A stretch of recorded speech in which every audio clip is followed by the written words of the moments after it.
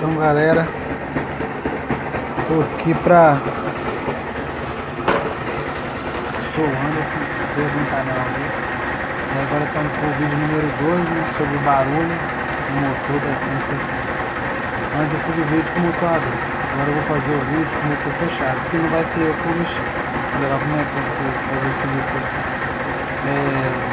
Eu fechei, já pus a gasolina, ó, o barulho tá aí, vou mostrar pra vocês o barulho, entendeu? Porque tá no neutro, não tá? Aqui, ó.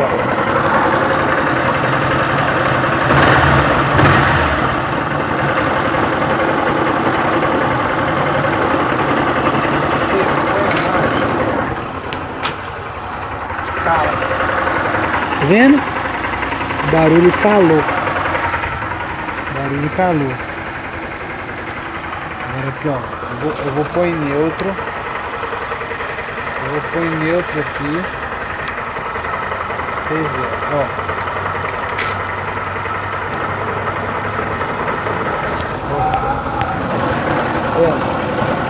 Esse chiado, ferro com ferro. Se vocês empurrar a haste da embreagem também vai dar pra saber. Vai ver que fica vibrando. Esse barulhinho, tá vendo? Vibrando. Vibra. Você tá encostando no rolamento. Por que que vibra? Porque tem uma folga atrás da campana da embreagem. Aí faz a embreagem vibrar. Tá vendo? Vibra. Pode dar folga. Tem que tirar a folga do rolamento atrás da campana. Tá vendo? Vocês encostam o dedo aqui, ó, de levinho, ele tá vibrando. Não pode vibrar. Encostar no rolamento não vibrar. Aí você coloca a marcha, aí cala. Calou. Agora tem calor, fez marcha, calor.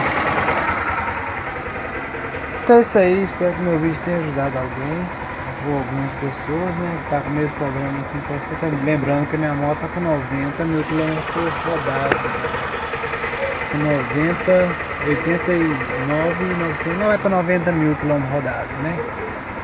Eu troco o óleo certinho de 1000 em 1000, mas tá com esse problema aí. Eu vi outros vídeos de moto com 1.900 quilômetros rodados com o mesmo problema. Então é um problema da Honda 160. A minha deu agora, mas tem muitos aí que deu antes. Entendeu? Barulho calor, vou pôr no neutro. Barulho bom. Entendeu? Dedinho. Vibrou. Vou saber, tá vibrando a embreagem. Rolamento atrás da campana da embreagem. Tchau, galera. Inscreva no canal e dá uma moral. Segue no Instagram. Anderson do Grau 22. Tamo junto.